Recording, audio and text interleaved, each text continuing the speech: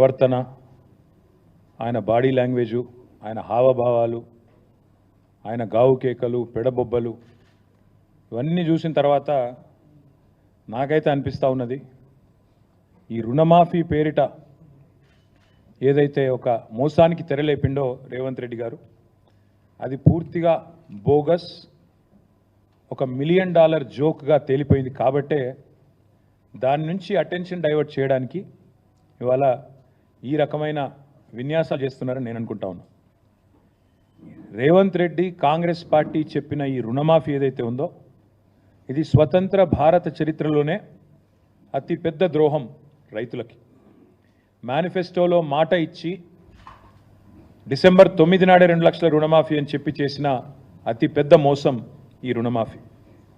ఒక దారుణమైన దగ, ఒక మాయ, రైతన్నలతో ఒక క్రూరమైన పరిహాసం ఆడిన మరి పరిస్థితి ఈరోజు కాంగ్రెస్ పార్టీది. ఒక మాటలో చెప్పాలంటే అడ్డగోలు ఆంక్షలు, అర్థం లేని షరతులు, కొర్రీలు, కూతలు, కోతలు, మొత్తంగా చెప్పినట్టయితే అన్నదాతలను నిండా ముంచిన పరిస్థితి ఈ రుణమాఫీ ద్వారా. Please subscribe Pragna Media. Please like, share, subscribe to Pragna Media. Pragna Media, please do like, share and subscribe. Please subscribe to Pragna Media. Please like, share and comment if you like the video. Pragna Media.